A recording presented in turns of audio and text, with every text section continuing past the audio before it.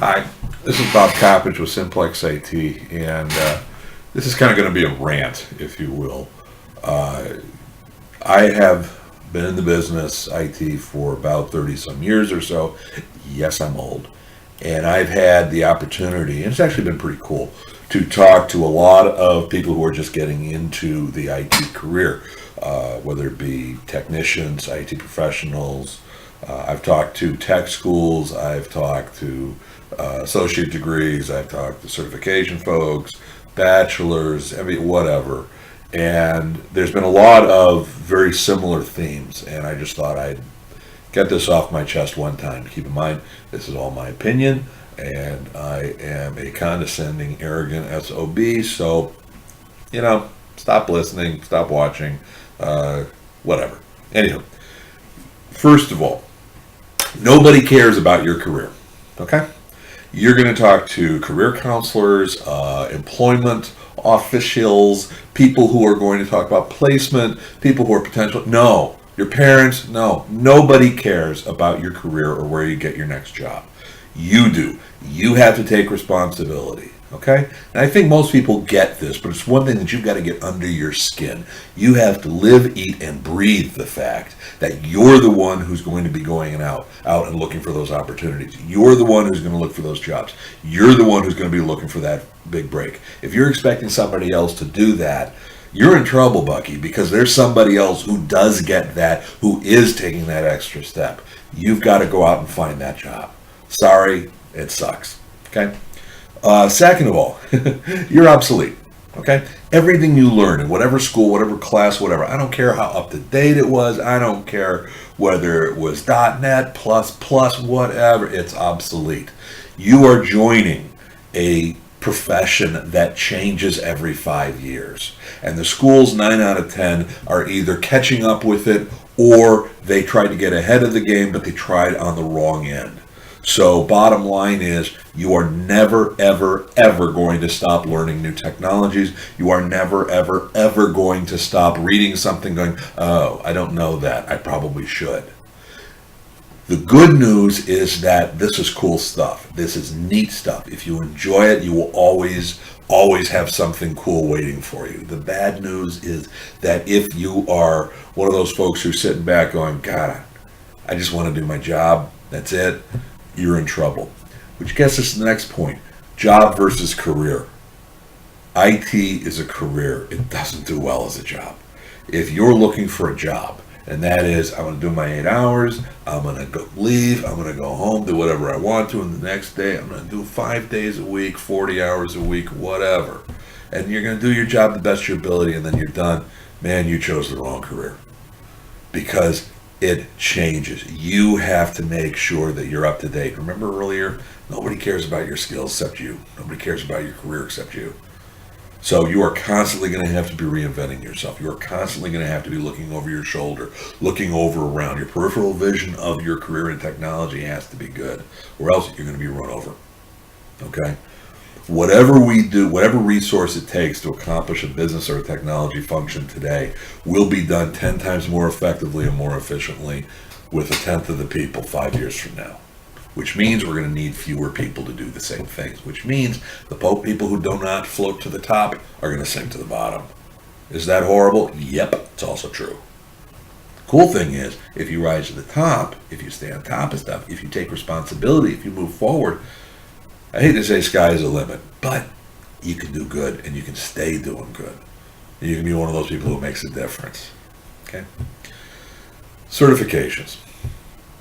I am an MCSE, MCDBA, MCITP, MCTS, MCT, whatever. Network Plus. I'm an SOB. Here's the thing about certifications. In some careers, in some areas, they actually will mean the difference between employment and non-employment. There are some partner programs, Microsoft being one of them, where a consulting organization such as Simplex-IT will actually benefit by having people on their staff with certain levels of certification. What it does not mean, however, is that that person is necessarily an expert in that particular field, paper certs. However, if you are going to learn the technology anyway, get the certification. If you're not going to learn the technology, but figure you'll get the cert at a, one of those paper cert mills, whatever, forget it. You're going to be found out. It ain't going to work well for you. But if you take two people, put them side by side with the exact same skill set, exact same experience, one's got a certification, the other one doesn't, guess who wins the comparison test? The one who's got the cert. So if you're going to learn the stuff, get the certification anyway. If you're going to get certification and you don't know which level, go for the newer technology. So right now, if you have a choice between Windows 7 certification and Windows 8 certification, go for the Windows 8. Okay, why? Because you're competing with people who already have a lot of field experience. What sets you apart, because a lot of people have the Windows 7, actually a lot of people still have the XP certification, but the people who have the Windows 7 certification also have the experience. If you get the Windows 8 certifications, I'm not even sure they're fully out yet, this is done in May, that's going to set you apart. That's going to give you an edge, however slight. Okay? That said, if all your teaching and training and all that has been on Windows 7, go with what you know. Okay? Come see, come out. Experience. One of the biggest challenges, I can't get a job without the experience. I can't get experience without the job. Boo-hoo. Again, I do feel for you. But two things. Number one, what do you have in your home lab? You don't have a home lab? Why don't you have a home lab? Because if I'm interviewing somebody, especially from the standpoint if they're looking for an entry-level job, I want to know that they're trying to make themselves smarter by doing stuff on their own. Because that gives me the insight that they're actually a smart person. Okay? Also, what have you done as far as going to nonprofits? Your churches, mosques, synagogues, whatever. Any place where you can volunteer your time, but make clear that A, you're volunteering your time to do computer stuff because you're looking to get experience, and B, that you're looking to put this up on a resume because you're looking to get, again, experience.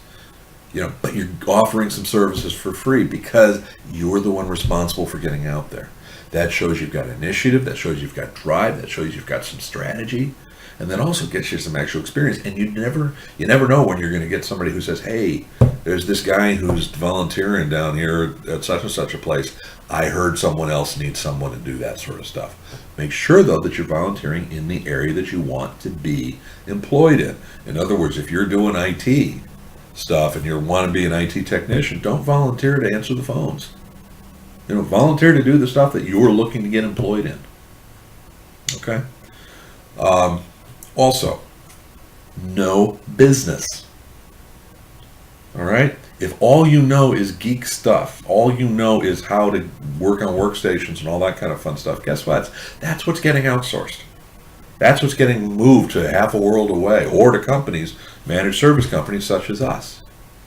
If you know what your company does that you work for and you know what value they bring, when someone's having a problem with customer service versus someone's having a problem with receivable, do you know which one's more important? Do you know how they operate?